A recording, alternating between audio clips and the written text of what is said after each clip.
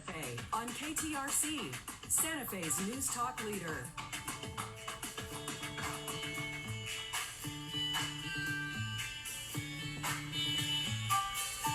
All right, it's 34 minutes after 3 o'clock on Tuesday afternoon. It's the 11th day of November, therefore it is indeed Veterans Day, and our guest is a veteran. His name is James McDevitt. He's an infantryman for the United States Army. James, nice to meet you. Appreciate you coming on today. Nice to meet you, sir. All right, so fill us in on a little bit of your life prior to, did you enlist in the Army? Yes, the day after high school graduation. Okay, so I guess your high school life. Don't go into the sordid details of high school life. Where'd you grow up?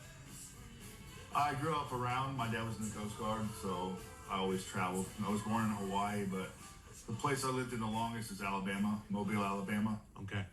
So is that where you enlisted? Yes. Okay. Why'd you enlist? Well, it started off because of football. I wanted to play college football, and I didn't have a scholarship. My team sucked, so the next best option was National Guard. How'd that get into football? Well, I was in the Army right after high school, the day after high school. Right. And then 6 months later, I was behind the turret on a 50 cal machine gun in Iraq. All right. So didn't help your football career. Well, actually, afterwards, I went back and I played for Southern Miss, and I earned 2 full rides in 2006 to 2008 under Jeff Bauer. See, that's what I don't understand. You were between deployments overseas. You played at a little Mississippi school, and you also played at University of Kentucky. Yes. So I got my full ride at Southern Miss with Jeff Bauer, and unfortunately for me, he got fired, and I lost my full ride. So I had to earn another one, and then unfortunately for me again, I had to go back to Iraq. Dang it, man. Bad luck, huh? All right. Well, then I thought the SEC was a better opportunity, so after I got back from Iraq the second time, I went to play for the University of Kentucky. Yeah, but SEC's, I mean, it's a weak conference. Nobody should want to play in that conference. It's weak. That's true. Texas played Georgia this weekend, right? Yes, sir. Yeah, that might be a good game. That will be a good one. All right. So you served in active duty. You saw combat in Syria and Iraq. Am I correct about that? Yes. Unfortunately for me, I had one of the most dangerous jobs in Iraq. I was on the streets of Iraq as a gunner, and my first tour, I was a gunner, escorts all throughout the roads. Got bombed, blown up, shot, mortared.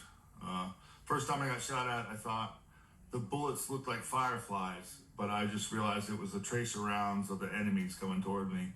But then we were the number one target to blow up in the roads. So that was my first tour. So this is in like armored Humvees or other armored vehicles? This is probably what saved my life and everyone else's life in my company. We were in up-armored LMTVs, okay, which have curved body, so if a bomb blew off, it would disperse the explosion. Right.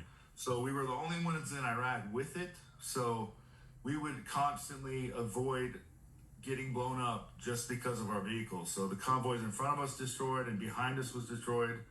And right after I left, 2 people died that took over us because they started to figure it out. The enemy is very intelligent, and they started to figure out all our tricks. But I think that's what saved my life and a lot of my men's lives. You know, it's amazing, James. When we first started the conflict, they were sending soldiers over there in Humvees, just regular old Humvees, no armor, nothing. And imagine the soldiers who lost their lives or lost limbs. Yeah, my first mission, I was on the back of a pickup truck, a deuce and a half, with a 50 cal on a stick and nothing else. So I was just standing up on the back of a pickup truck with a gun that weighs 125 pounds. Well, it worked for them. I mean, they're riding around in Hilux, riding around in Toyotas, right? So it worked for them. But yes, sir. Dangerous way to go. All right, so you suffered quite a few physical wounds, right? Well, not physically. I didn't get hit or anything. The IED that blew up behind me was buried too deep, so I was lucky again when that happened. So you got out with all your limbs, all your fingers, all your toes. I did, and I was very fortunate because I was off on the roads most of the time. I wasn't on base a lot. How about the other part of it? How about the other damage, the other ones, the internal ones? Well, it's something different because most people, we come home, we don't know how to convey that. And that's what I try to do in my book, because a lot of people don't know what veterans go through mentally coming back. But you can imagine, I'm looking at a guy in a white tunic who just tried to blow me up. I pop up waiting to shoot someone, and then nothing happens. 5 minutes later, children's run to my car or my vehicle, and then I feed them MREs or whatever I have. But to go from something like that to be stuck in traffic where no one's around, you're not getting blown up, is something different. Yeah, entirely different. You were discharged at what rank? Well, I'm still currently in. I was just a company commander of the 173rd. Are you in reserve now? Yes. Okay. But I'm about to retire because I just got married and I have an 8-month-old daughter. They offered me my second command, and I said no to it because I just can't leave again. And having a family has always been my dream, and now that I have it, I'm like, okay, it's time for me to hang it up. Well, now that's your new command, but you also got to learn to take orders, right? Oh yes, I do. I don't give the orders now. I just take them. All right. So to deal with all this post-war, post-battlefield, post-actual, combat action, you took up martial arts, and you've taken up writing, and you have a new book coming out, right? I think. Yes, I mean, I talked to a lot of authors, and I talked to a lot of people who write books that I read a lot, and I read a lot because it's kind of my drug, and it's what I use to go to sleep at night. And a lot of veterans love to write about their experiences. You're one of them. It'll be perfect for you because I took a true story of World War II and I sort of conveyed what I experienced through that. So World War II, there's this man in Pennsylvania. He crashes his car and he's about to die. And a stranger picks him up and takes him to the hospital and saves his life. Fast forward 5 years later, he's a prisoner of war. He's on a death march. He falls in the snow, and the same guy picks him up literally and carries him to their destination. And you would think it would end there, but it doesn't. He comes home, he's in a random diner that he's never been into, and the same man gives him a job. And that's just phenomenal to me. And I'm a history buff, so. Right. So you turn that, you've taken your experience in the military in the infantry, but not present day, but you've taken it back. Yes, I combined the story that really happened on 2 pages that I read in a book called All the Little Stories of World War II. Okay. And I sort of made my version of what happened into a different story. Okay. So I was just inspired by that, and I try to convey all the feelings and emotions that we could have coming back and forth from war. So that is released today, in fact. It's coming out today on Veterans Day? Yes, it's called A Walk Among Heroes. Okay, and accessible, and we can buy it wherever good books worldwide, Amazon. Okay. I have my own .com. It's JamesMcDevittAuthor.com. JamesMcDevittAuthor.com. Yes, sir. You can buy it through there. Yes, sir. And you get more of the profits that way, right? Yes, sir, I do. Yeah. Okay. I'm an indie author, so the name's not known. Yeah, It's an uphill battle towards a big publisher. So that is McDevitt. James, you can figure that out. JamesMcDevittAuthor.com. You can buy his book there called Walk Among Heroes. All right. So, what's the plan here? Is this you're gonna be one of these very, very successful authors that keeps the same character through multiple iterations? I don't know. I plan to publish in every genre, and right now I'm working on another series that's completely off the topic of historical fiction or war. Okay. I'm going to try to make my way through it. So you're going to do children's books, you're going to do cookbooks, you're going to do self-help books, and you'll do history books. Maybe not the cookbooks. I'm terrible at cooking, but I've done a children's book, and I'm doing a series on a vampire, so we'll see how that works.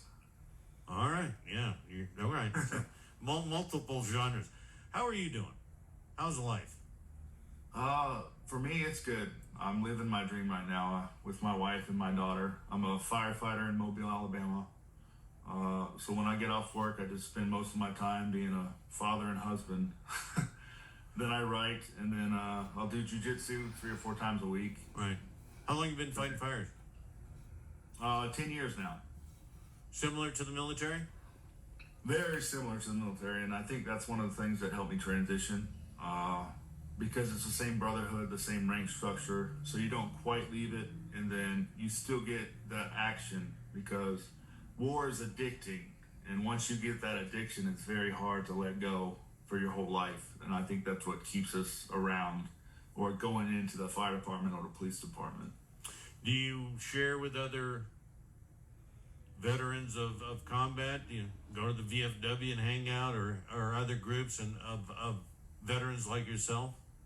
Well, not really, but this past week I was at a veterans dinner at church, and there's this organization called the Warrior's Journey, and they told me a fascinating statistic that I haven't heard ever.